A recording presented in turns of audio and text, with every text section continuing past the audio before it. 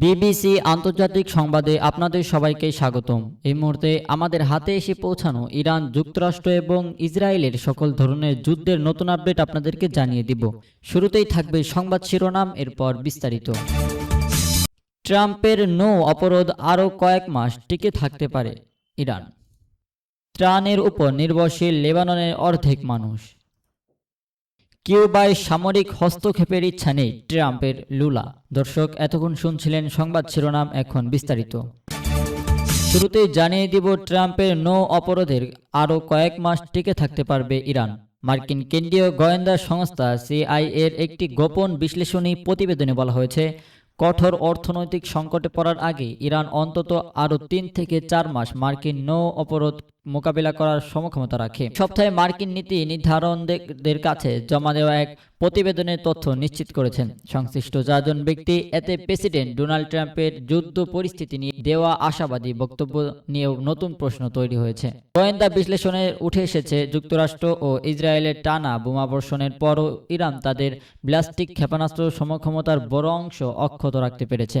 এক মার্কিন কর্মকর্তার ভাষ্য অনুযায়ী, যুদ্ধ শুরুর আগে তুলনায় এখন ইরানের হাতে প্রায় 95% মোবাইল লঞ্চার এবং 70% ক্ষেপণাস্ত্র মজুত রয়েছে। শুধু তাই না, তারা অধিকার ভূগর্ভস্থ সংরক্ষণ কারাগার পুনরায় সচল করে এবং নতুন কিছু ক্ষেপণাস্ত্র তৈরি করে। অন্যদিকে গত বুধবার ওভাল অফিসে প্রেসিডেন্ট ট্রাম্প দাবি করেন, ইরানের অধিকাংশ ক্ষেপণাস্ত্র ধ্বংস হয়ে গেছে এবং দেশটির হাতে আগের তুলনায় খুব অল্প অবশিষ্ট আছে। ট্রাম্প প্রশাসন ও প্রতিরক্ষা কর্মকর্তারা চলমান সংঘাতকে যুক্তরাষ্ট্রের বড় সামরিক সাফল্য হিসেবে তুলে ধরলেও বাস্তবে পরিস্থিতিতে কিছুটা ভিন্ন মনে করছেন বিশ্লেষকেরা, কারণ তেহরান এখনও ইউরেনিয়াম সমৃদ্ধকরণ বন্ধ করা।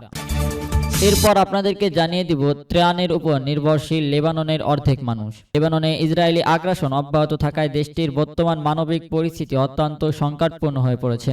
বর্তমান লেবাননের মোট 58 লাখ জনসংখ্যার অর্ধেকেরও বেশি মানুষ জীবন ধারণের জন্য সরাসরি মানবিক সহায়তার উপর নির্ভরশীল বলে জানিয়েছে জাতিসংঘ। সম্প্রতি বৈরুতে লেবাননের প্রেসিডেন্ট জোসেফ আউনের সঙ্গে এক বৈঠকের পর ইউরোপীয় ইউনিয়ন ক্রাইসিস ম্যানেজমেন্ট প্রধান সাজদা লাবিব সাংবাদিকদের এই ভয়াবহ চিত্র তুলে ধরেন। তিনি জানান, বর্তমান 30 লাখেরও বেশি মানুষ টিকে থাকার জন্য ত্রাণের অপেক্ষায় রয়েছে। পরিস্থিতির ভয়াবহতা বিবেচনায় গত 2 মার্চ যুদ্ধ শুরু হওয়ার পর থেকে এ পর্যন্ত ইউরোপীয় ইউনিয়ন 100 মিলিয়ন ইউরো সহায়তা প্রদান করেছে। ইতিমধ্যে 6টি বিমানে করে ত্রাণ পাঠানো হয়েছে এবং শনিবার 7ম চালানটি পৌঁছানোর কথা রয়েছে। সর্বশেষ আপনাদেরকে জানিয়ে দিব, কিউবায় সামরিক হস্তক্ষেপের ইচ্ছা নেই ট্রাম্পের। লুলা।